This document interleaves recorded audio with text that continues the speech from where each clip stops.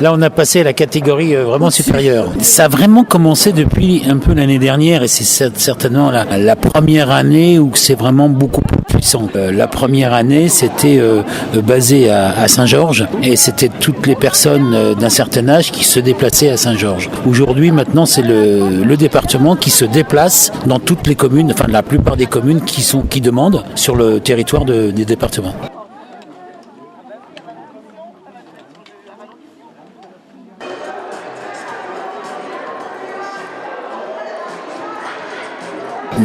Le Young Senior, ça a été mis un peu en place. C'est aussi par l'État. On a un soutien de l'État, une volonté du département parce qu'on a un service des sports qui peut mettre des éducateurs en place. Et puis, c'est de venir animer, sortir les gens de chez eux. Alors, les premières années, on avait beaucoup de maisons de retraite où il fallait un petit peu taper la porte.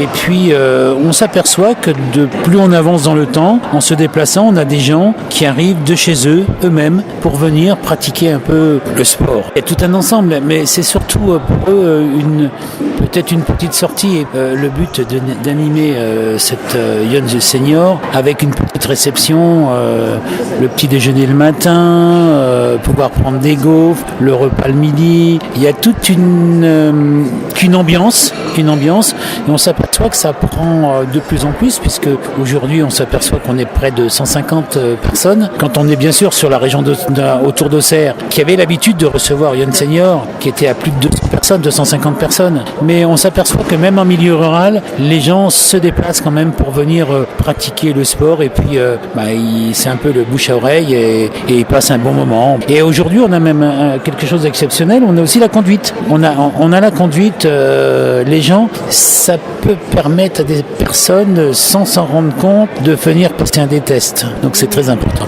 D'accord.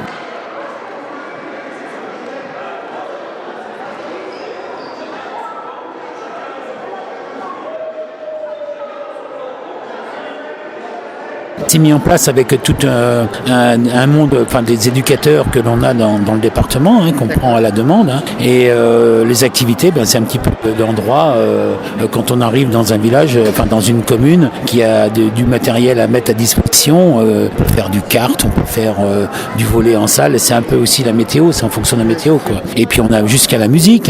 Moi, je suis pas spécialiste culturel, mais il y a quand même aussi de la musique. Et je pense que la plupart passent vraiment un bon moment. Et quand on a été sollicité effectivement pour l'organisation d'une telle manifestation à Vallon, on a répondu favorablement tout de suite parce que d'abord ça permet de continuer ce qu'on fait sur le plan local, notamment avec le DSA, et puis aussi on a les structures pour accueillir une telle manifestation. Je crois que c'est quelque chose d'important aussi. Les locaux ici dans le COSEC et le terrain de tennis qui est transformé en terrain de tennis de table permet d'assurer le repas dans de bonnes conditions, et ça fait partie des choses aujourd'hui que l'on cherche toujours à offrir à nos concitoyens, mais aussi à des personnes des villages alentours, que c'est bien qu'on ait un tel rendez-vous sur Avallon pour le sud du département notamment, parce que ça permet effectivement aux gens de se rencontrer, de découvrir aussi des disciplines auxquelles ils ne sont pas habitués, et dans un bon esprit de convivialité, comme ça a été souligné jusque-là.